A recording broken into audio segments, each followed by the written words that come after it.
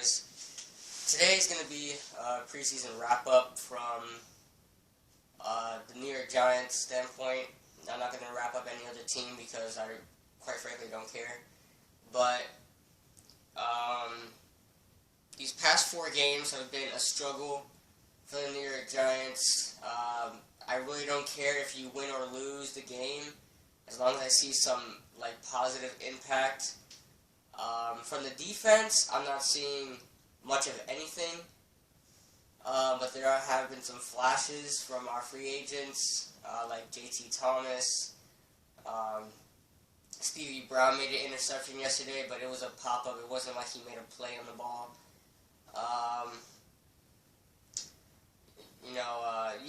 John Beeson did pretty good before he got hurt once again, so expect another season without him. So, all in all, this whole preseason, from the Bengals to the Patriots, we have been looking better, but not so much better that I feel like we're gonna make the playoffs. I quite frankly don't think that's gonna happen. But I honestly think, and people might say I'm making excuses for the Giants, and I think this goes out for all teams. Even the Steelers, who starters looked amazing during the preseason. When the starters play, they don't show everything they want to show in the playbook. They show the easy stuff and stuff like that. They don't want to show everything in the preseason, otherwise teams will figure them out. It's kind of obvious because Eli went to Odell on a 9 route at least 6 times out of the 8 times he was targeted for no yards. With all those incompletions, 6 of them out of 8 were just 9 routes. They were just trying to get Odell the ball and a touchdown and move on, but they just couldn't because the cornerbacks and safeties already were game planning for him. So I know that the Giants are not showing everything they want to show. They showed a little bit of what they can do with Shane Vereen. I honestly don't think that's it. He's actually been probably the best starter in our starting, area. Eli's been looking all right. Shane Vereen's actually been looking good. That's what I'm talking about. Shane Vereen, another free agent pickup, who when you give him the ball, he's gaining 15, 19 yards and a first down. So this guy, I can't wait to see what he can do on the field. Dwayne Harris as well. I actually like him a lot as a receiver. Kick returning, he didn't show much. Like I said, I don't think they're gonna show too much. But unless you're fighting to make the team, Dwayne Harris already knows he's a kick returner and punt returner. He was fighting to make the receiving core, and it looks like he's gonna do that because he caught a touchdown and he's caught over 20-yard passes. So great job by him. Another wide receiver I want to shift the focus to is Jeremy Davis, who I thought wasn't even going to make the roster probably, and was just going to be a special teams player because he's a big guy. He has the size of a linebacker. But this guy is actually pretty fast. He beat yesterday during the Patriots. He beat out a cornerback and for a 40-yard gain. So the cornerback even fell. So I'm excited to see what Jeremy Davis can do. He had 2 or 3 receptions for 65 yards or something. I think 3 receptions for 65 yards. That's not bad. He's a 6th-round pick. Can you get any bad, expectations couldn't be any lower, honestly. I want to get to the 75-man cut. And then the Giants just put out about 10 minutes ago their first 53-man cut, which I'm so upset about, and I don't know why the Giants would do this, but alright, let's get into the 75-man cut, just in case you guys are watching, and you don't know who's on the 75-man cut. We have O-line Michael Bermero. I didn't really care about him, he was just scrub O-lineman. Wide receiver Jerron Kreiner, he was bottom of the depth chart, no, don't really worry about it. Eric Herman, he was a guard, okay. Justin Halley, he didn't get much playing time, okay. The safety, Justin Halley, I meant. Running back Akeem Hunt. Now, the reason being behind, everyone's wondering why Kenneth Harper's still on the roster and not Akeem Hunt, is because Akeem Hunt actually got injured sometime between the New York Jets and the time he was cut. So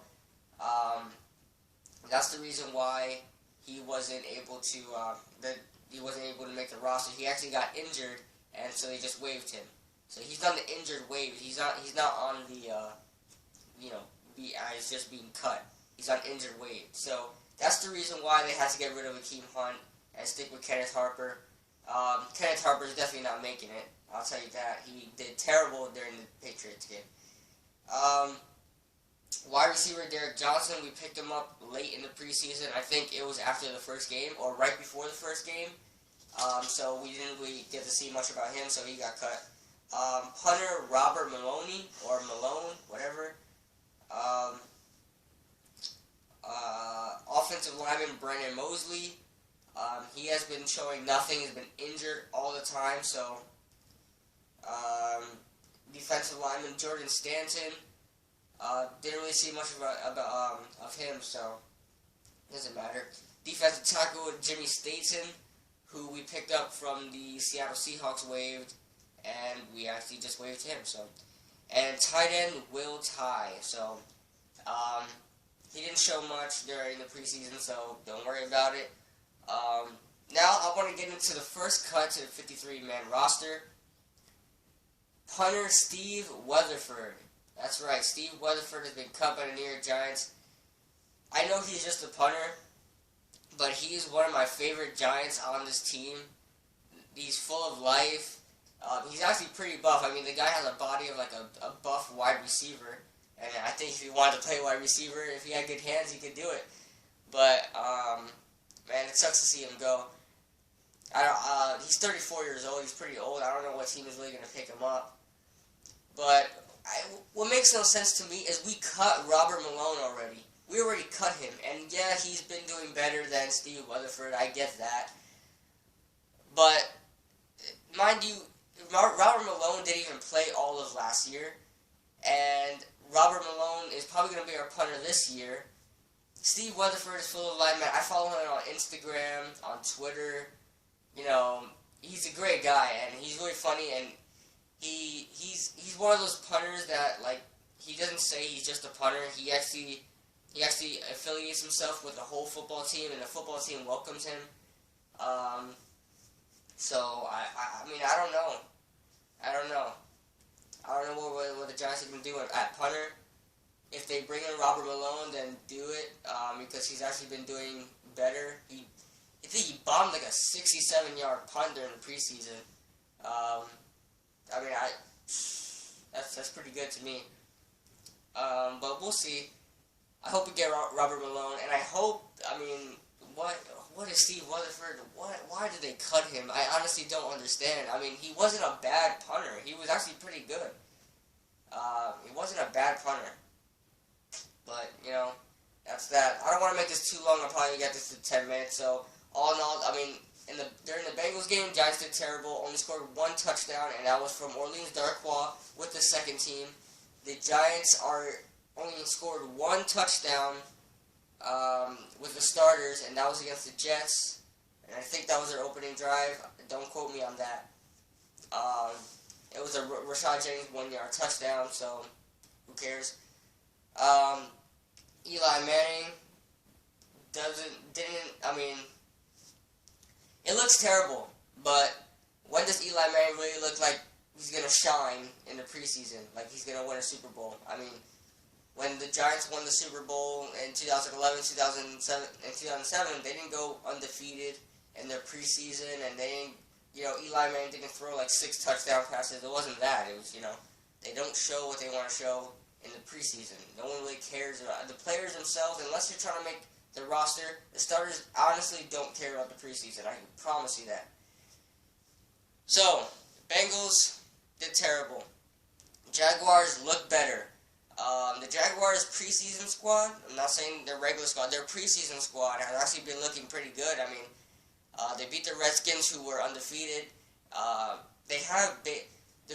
Redskins actually have like 3 starting quarterbacks in the preseason, so that's why they're winning all those games, if you guys are wondering. Same thing with the Eagles. You got Tim Tebow, who could be a starting quarterback. I love the guy. I hope he makes it 53. Tim Tebow, Mark Sanchez, and Sam Bradford. That's 3 quarterbacks who could potentially start in this league. So, of course, they're going to do well against, crappy, 4th stringers, 3rd stringers, and stuff like that. But, against the Jets game, we did terrible. Eli threw a pick 6 and all that. So, and then in the Patriots game, we held another team for no touchdown.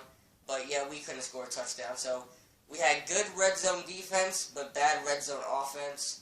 On the Patriots' last 2 drives, we were able to have a turnover, and they were in the red zone. So, yeah.